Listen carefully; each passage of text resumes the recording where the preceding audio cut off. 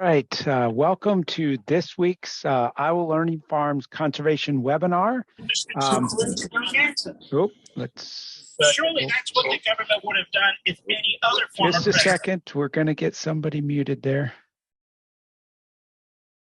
Trying to let people in on the waiting room and mute. Okay, I think we're ready now.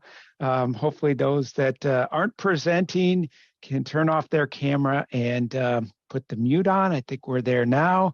Again, welcome to the conservation webinar, Iowa Learning Farms Conservation webinar. And I'm Matt Helmers with Iowa State University and the Iowa Nutrient Research Center, and work with the Iowa Learning Farms. And it's my great pleasure to introduce Dr. Peter O'Brien, that's a research agronomist at the USDA Agricultural Research Service, the National Laboratory for Agriculture and the Environment. And he's going to talk to us today about cover cropping and tillage and the results that they've seen on nitrogen losses. So as always, if you have questions as Dr. O'Brien goes through his talk, feel free to type those into the chat box and we'll get those to him when he's done with his talk. With that, I will turn the virtual floor over to Dr. O'Brien. Great. Thanks very much, Matt. Thank you all for taking the time to come listen to the webinar today. So as he said, I work with the Agricultural Research Service, which is the ARS, and I always like to start with anyone who's not familiar with us, just kind of talking about who we are and what we do. And so the ARS is kind of the research wing of the federal United States Department of Agriculture. And so all across the country, we have locations scattered across all sorts of cropping type systems, grazing lands, natural systems. So if it's agriculture related, ARS has a hand in it. More specifically, with our location is the National Laboratory for Agriculture and the Environment. And we are located on the Iowa State University campus. And I put a little snippet of our mission statement here, but basically we're looking at all aspects of agricultural systems, right? So soil, water, and air. We're looking at animal agriculture, cropping systems, and even up into watershed processes and mechanisms and things like that. But basically where our focus is we're looking to improve environmental quality and enhance agricultural production efficiency. And kind of the simple way that I like to talk about this is that we're looking at how agriculture is affecting the environment, and then at the same time looking at how the environment's changing is affecting how we practice agriculture and kind of the best management practices. And I think it's important to point out, so we are funded by congressional tax dollars. So anyone who pays their taxes is actually a stakeholder for us. So assuming everyone here pays their taxes, that makes you a stakeholder. And we're always really interested in stakeholder input and finding what's important to you. And so please reach out through our website. You can reach out to me personally with questions that you might have, questions about what we're researching, suggestions about what you'd like to see us research. And I think that's a really good way to make our research as meaningful as possible. So with that kind of opening, we'll move to what we're going to talk about today, which is basically conservation practices and nitrogen loss. And two major practices that we see here in central Iowa and really across the Corn Belt that we talk about a lot are cover crops and conservation tillage or no-till is what we're going to talk about today. And these are applicable across a pretty wide range of systems, and they can be really beneficial, I think, across the Corn Belt. And a lot of our research goes into, right, going back to our dichotomy of how does agriculture affecting the environment, how is environment affecting agriculture, and we're looking at this in lots of different iterations. And so specifically today, thinking about environmental quality, we're going to talk about nitrogen losses. And so why do we care about nitrogen losses? This isn't really news to anyone on this call, but right, Iowa especially, Illinois, Minnesota, Nebraska, Indiana, top 5 in corn soybean production. And basically I like to put this out there as a way of saying we have really high input, high output systems here, right? We're inputting a lot of fertilizer, nitrogen. The soybeans are fixing a lot of nitrogen, and that gives us potential for a lot of really high yielding fields. But at the same time, as we have this really high input, we have the risk to losing that nitrogen, and so there's the risk to environmental quality. And 2 ways that we want to think about nitrogen and environmental quality today is one is nitrate leaching. Basically what this is, when we have nitrogen in the soil profile somewhere, in these really extensively tile drained region of the whole Corn Belt really, but especially in Iowa and Illinois, as that nitrogen and really intense precipitation events, spring thaws, really saturated soil conditions, that nitrogen can move down, get into that tile drainage, and then be transported off the field. And then that goes into surface water, streams and lakes and rivers. And so you can see that across this region here, these really dark colors are really high nitrogen loads. And so this affects us locally, but there's been some pretty definitive research that shows nutrient applications here are ending up down here in the Gulf and really messing with the aquatic ecology down there. So that's a really big concern for us. The second one that we want to talk about is greenhouse gas emissions. And so our little pie chart here is showing just greenhouse gas emissions by sector. And you can see that agriculture is the smallest piece of this pie. But when you think about it in comparison to these really heavily emitting sectors, right? Electricity production and industry, transportation, it's still almost half that much. And so it certainly has its part to play in overall greenhouse gas emissions. And if we break up this little piece of the pie into just agriculture, we can see that nitrous oxide is a really important component of how greenhouse gases are being emitted from agricultural systems. And so that's what we're going to talk about today, is nitrate leaching and nitrous oxide emissions. Yep, and so thinking about nitrogen losses, certainly they're bad for the environment, but at the same time, they're bad for product and they're bad for profitability. Any nitrogen that we apply, for example, that then goes out the tile drainage, that then is lost as nitrous oxide, is basically wasted nitrogen, right? We want all the nitrogen that we put on to go to the crop, to producing the crop. And so if we can minimize those losses, that's good for the environment and it's good for profitability as well. So I'm going to share now some research findings that we have looking at this interaction of cover cropping and no-till with respect to those 2 pathways of nitrogen loss. And so basically I'm going to show a series of plots here, a graph showing our results, and they're all going to be labeled like this. So we really have 4 treatments that we're comparing. So we have this chisel plow, which is a fall chisel plow after both corn and soybean, and then there's a spring disc before planting. A chisel plow with an oat cover crop, which is the same tillage regime, except we're broadcast seeding an oat cover crop into standing crops. So we don't wait until after harvest for that. And then conversely, we have a no-till where there's no tillage at all, and then a no-till with the rye cover crop broadcast into the standing crops. And so it's really important to note that the oat is a winter annual, whereas the rye will overwinter in Iowa pretty consistently. So this experiment was done just a couple miles west of Ames here at the Kelly Research Farm, for anyone who's familiar with it.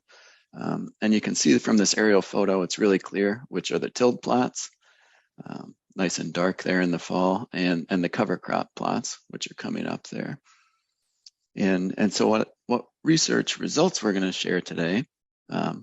Always going to look at crop yield. Both corn and soybean were grown in alternate years here. And then we're going to look at nitrate leaching, and you can see this little sump well down here. So each of these plots has an individual tile drain running through it. And so we can start to look at nitrate losses on a plot by plot basis, which is really cool infrastructure and not that common. And then also we're looking at nitrous oxide emissions, which we just had little static chambers out there that we sampled every week that the soils were not frozen.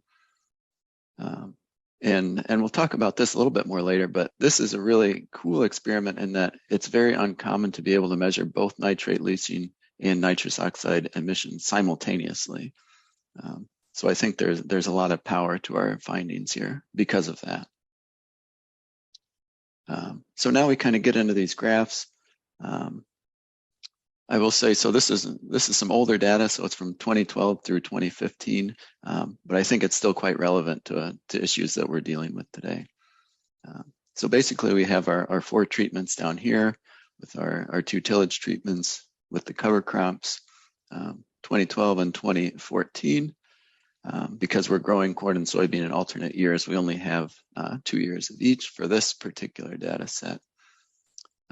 And so that we're starting with corn yields, right? And we can see that we do see some differences, especially in 2012. We're seeing maybe a little bit of a hit from having that cover crop to corn yields, whereas in 2014 it's a little bit different. Especially in the no-till system, there's really no effect to the cover crop, where the oat in the tilled system is a little bit lower than finally just the conventional tillage treatment. And I think that this is kind of what we expect when we're thinking about cover crops and corn yields, and tillage and corn yields for that matter. They're really weather dependent. And I think we're still kind of unraveling all the interactions of them. So especially thinking about tillage in 2014 was a little bit wetter in the spring. And so having that tilled plot is really going to warm the soils up faster, dry them out faster, have better early season growing conditions. So it's not that unusual that no-till would be behind. 2012, on the other hand, was quite dry. And so no-till did just as well as the tilled plots. And then the effect of cover crops is, there's been a lot of speculation about why yields might be reduced, especially corn yields with cover crops, and thinking about water competition, which might be a good explanation in 2012 because it was dry, but also disease transfer, allelopathy, early season nitrogen dynamics. I'm kind of the opinion that it's not just one of those things, but it's probably an interaction of a lot of them. So we have continued work looking into why we might be seeing this hit. We know that it does happen, but it doesn't always happen. So that's kind of something else we're learning about as a sidebar to this project. Thankfully, soybean yields are a lot easier to figure out. There was no impact. Neither the tillage nor the cover crop really showed any effect, but we did see really strong effects of weather. You can see 2013 and 2015, very different yields. 2015 was a really nice year, I think, for soybean. So that's kind of where we start with the crop production. Now I want to slide into some of these considerations of nitrogen losses. And nitrates and tile drainage is one where we see a really big impact of one of our treatments. And that treatment is the rye cover crop under no-till. So every single year, there's a consistent, significant reduction of nitrate losses out the tile drains. And so this is a 4-year data set. We have data from this site going back to 2002, I think, and it's consistent every single year. It's really an effective way to reduce those nitrogen losses. And if you think about it, most years it's 10 pounds an acre, 15 pounds an acre. and that's not nothing, right? So that's an important amount that we can keep out of the tile drains. But especially when we're thinking about comparing it to what we're seeing in some of the other treatments, which were upwards of 20, 35 pounds an acre. So this can make a pretty big difference. What was kind of interesting and a little bit frustrating and maybe even unexpected was that the oat was not particularly effective at doing this year, or in this set of years. So in 2014 and 2015, just thinking about the comparison with the other tilled plots, we're seeing a slight reduction, but not that much. And that hasn't always been the case. I know many other locations have seen a reduction with the oat cover crop. And I'll talk in a minute about why I think that was the case in this particular study. But it's kind of interesting to think about how that nitrate reduction is achieved, especially with the rye cover crop. And it kind of comes down to two things. So we have a certain volume of drainage water coming out the tile, and then however much nitrogen, the concentration of nitrogen in that drainage water. And so kind of these are the two components, and we can see here, just looking at the drainage volumes, there's no impact of any of our treatments really. And so this is kind of interesting because we've seen a lot of conflicting evidence on this, because if you think about having your rye cover crop growing out there in the spring when a lot of the drainage is happening, that cover crop is taking up water and actively using it. So you think that maybe it's going to reduce water drainage out the tile, while at the same time, it's improving some soil physical properties. Porosity typically improves aggregation, infiltration, things like that. So I think it's really, those two things are kind of almost canceling each other out and making it a wash. And so we're really not seeing any effects on drainage volume. Which then, thinking about the concentration in that drainage water, this is where we see the reduction, right? So there's really low concentrations of nitrogen in that water. And the reason for this is that all that nitrogen that's in the soil profile is being taken up by the cover crop. And so the reason the oat was not nearly as effective as we're looking at the cover crop biomass is that the rye just outstrips it by a mile. And this is where the benefits of nitrate leaching we're seeing. And really, I think the important thing to note, especially here in Iowa, is that there's a ton of growth in the rye in the spring that the oat just doesn't have a chance to. So the oat cover crop is really dependent on fall growing conditions, which sometimes are very good, and you can get really nice biomass production. Right, looking at 2014 and 2015, for example, the oat produced as much as the rye did the previous year. And so there's that capacity to perform some really important services. It's just that the rye is way better. And this is kind of an interesting point when we're thinking about a system-wide management, because you can't have a cereal rye cover crop, or you wouldn't want a cereal rye cover crop if you're going to till in the fall, because there's really no value to spending that extra money to getting that rye out there that could overwinter, but then you just go in and till it. And so that's kind of a decision that you make, that when you're going no-till, you can use that rye and get this really effective benefit.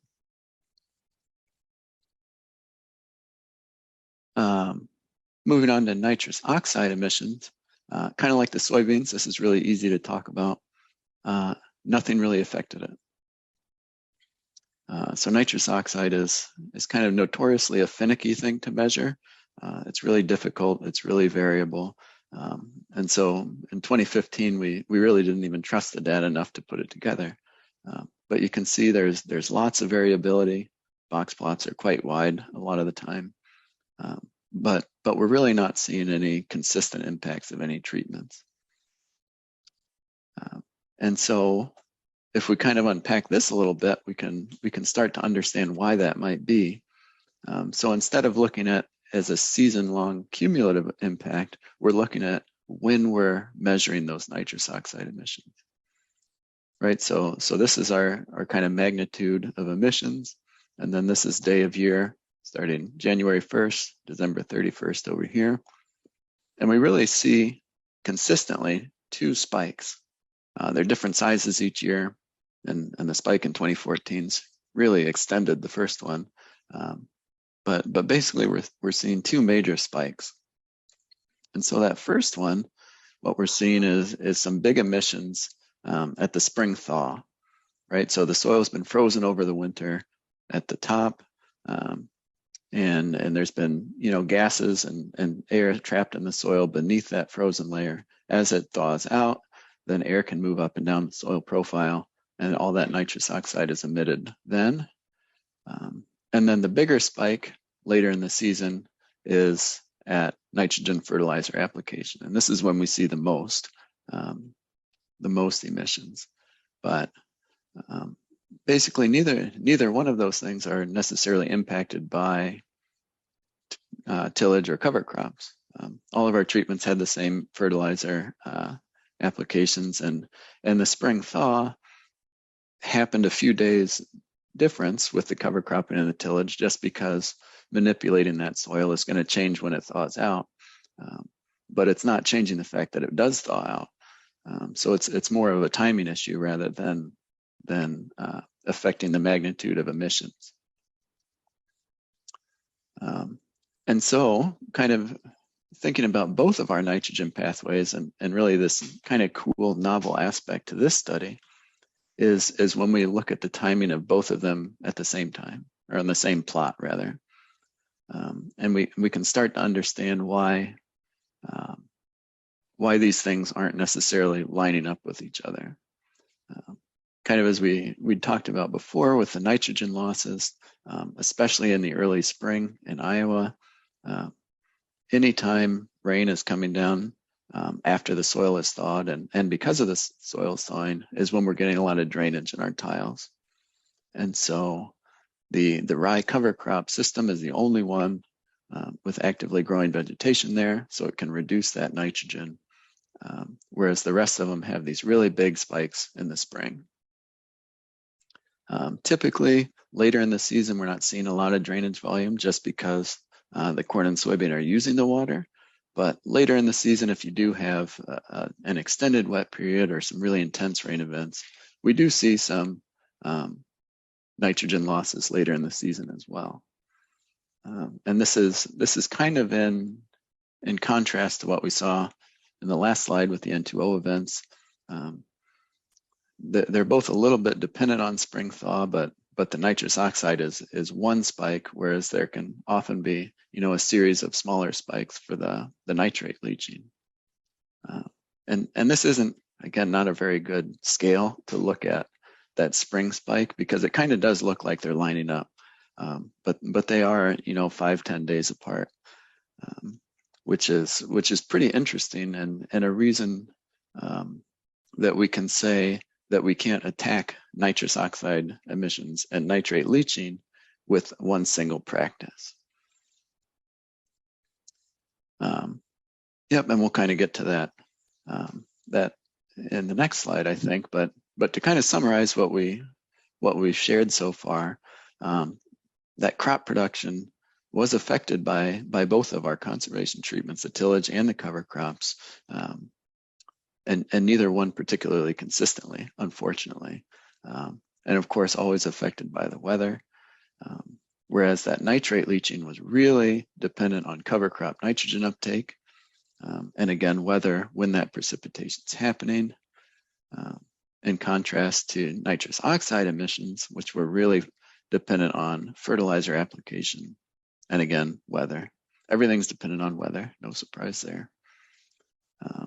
And so kind of the takeaways that we're getting from this is really clear evidence there's no silver bullet here. We can't take one conservation practice and meet all of our goals. We can't maximize production, minimize nitrate losses, and minimize nitrous oxide emissions. And kind of in conjunction with that, we know that the weather is always going to affect both production and nitrogen losses. And so as we're considering future management strategies, we really want to think about how our systems are going to be resilient to extreme weather events. And then finally, and this is kind of leading into our future and current research, I guess, even in these kind of simplified corn soybean rotations here, they're still pretty complex and they're still dynamic. And so as we start to say, well, no single practice is going to work, let's start stacking them on top of each other. We need to be mindful that doing multiple practice can create kind of unknown consequences. And that's where we're venturing off now, is thinking about some of the interactions. And so kind of a sneak peek in what we've got going on right now is really building on this research I'm sharing today, where we're stacking for our nitrogen management on top of this cover cropping, on top of a no-till system. So hopefully that we can use 4R to reduce nitrous oxide, we can use cover crops to reduce nitrate leaching, and we can use these no-till systems because they have a lot of benefits I didn't talk about today. They don't really have nitrogen benefits, but they have lots of other environmental quality benefits. So I think that's where I'm going to stop today. Thank you all very much again for listening. I've put my email here. I can put it in the chat too. People are welcome to email me with any questions that you come up with later. For now, while you're formulating questions and putting them in the chat, I can show just a couple slides to let you all collect your thoughts. So this slide is for anyone watching for credit, for CEU credits, the information you need to provide, and special attention here to the email you need to send it to. We'll leave it here for a couple seconds. And then just an introduction to next week. Again, talking about water quality. So Billy Beck from Iowa State will be talking about wood chips and water quality, can select tree species, enhance performance of denitrifying wood chip bioreactors. All right, thank you, Peter. That was great. And we've already gotten a few questions in here that we'll get started with, and should have time for some others. First one's kind of on the monitoring that you had there. How often were the tile drains measured throughout the season, and for how many months out of the year? So it varied. So basically they were monitored weekly at least, as long as they were running. And so oftentimes in the summer, especially in the summer and late summer, they weren't running. So people would go out and check them and they'd say, oh, tiles aren't running. But basically from thaw to freeze, somebody is out there every week. I'd just add on that, in case somebody is wondering, that those are flow proportional water samples that are collected, not just grab samples once a week.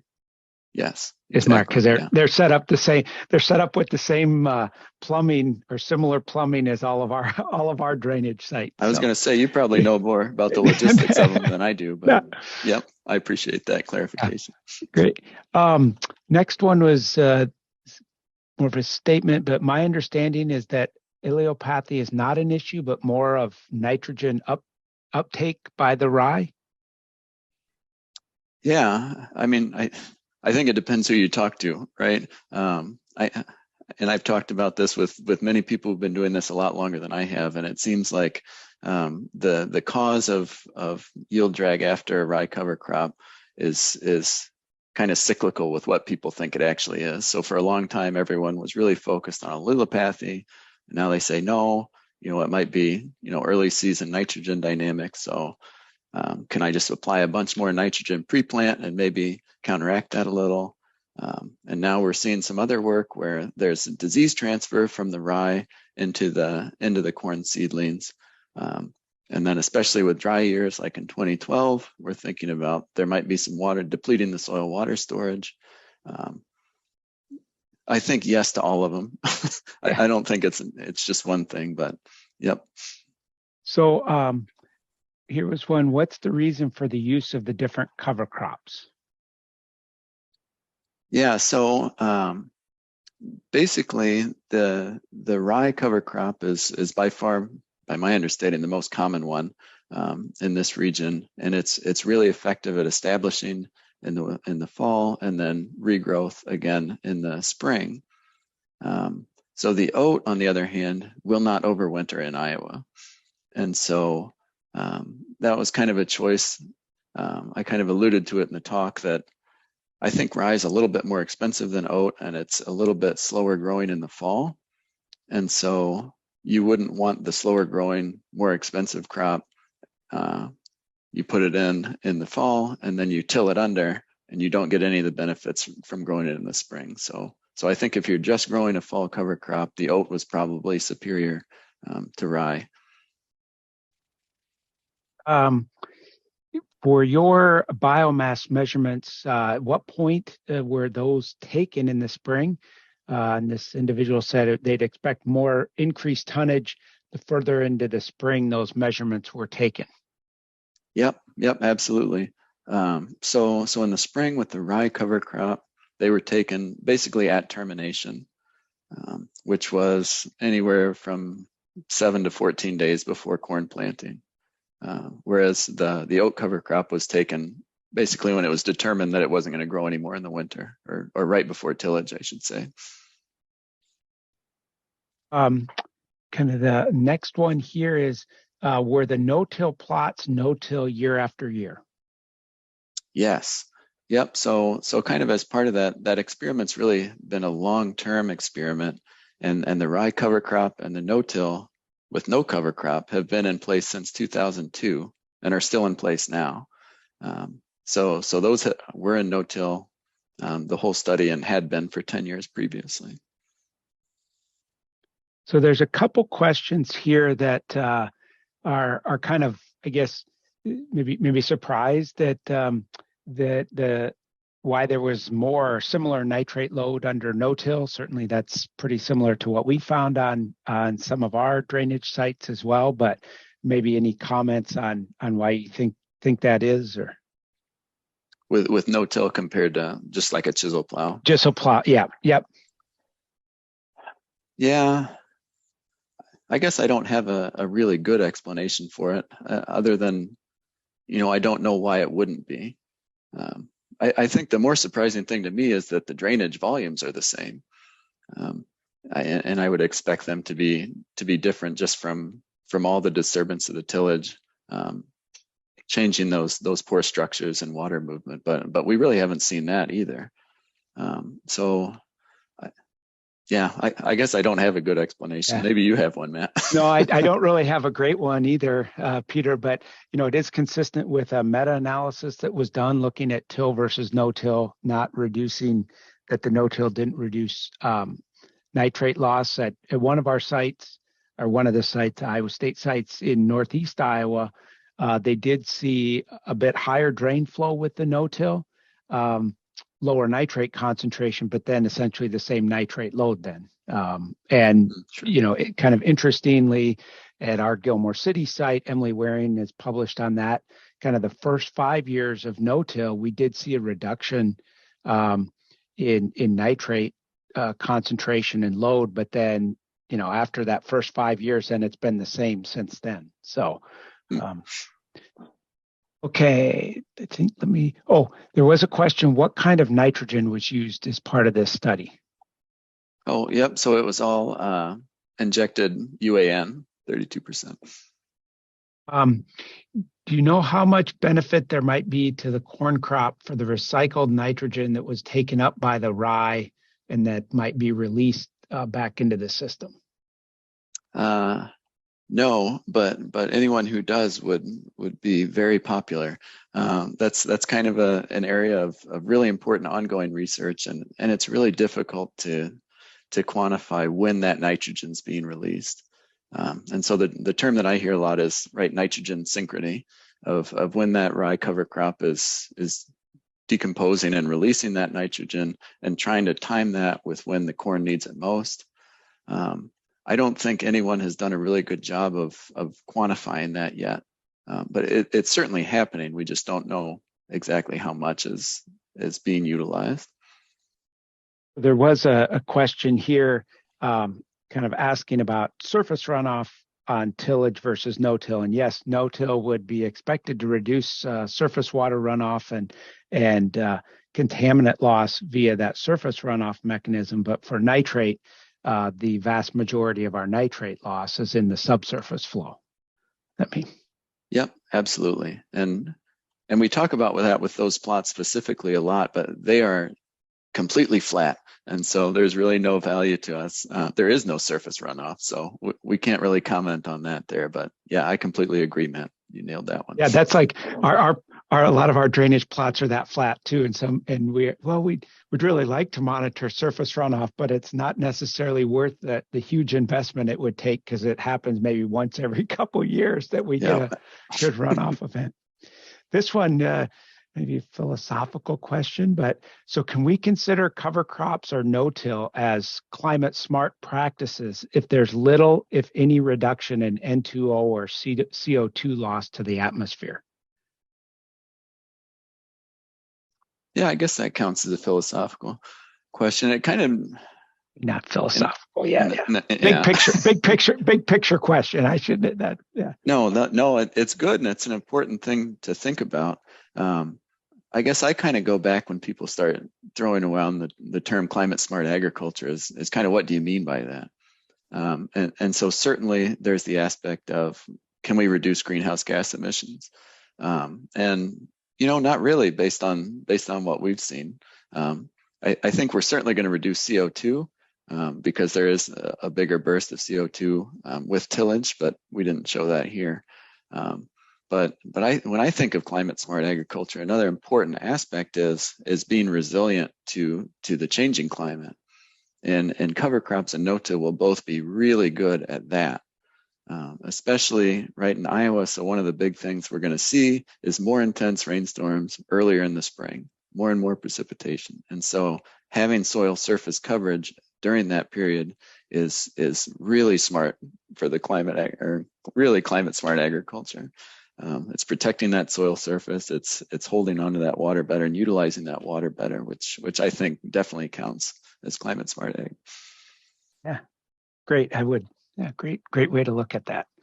I think. Oh, there was. What was the source of the U.S. greenhouse gas emissions in the economic sector in 2020? I think they were asking for the source of that. Oh yeah, that pie chart. Yeah, I think the pie chart was from the EPA, US EPA.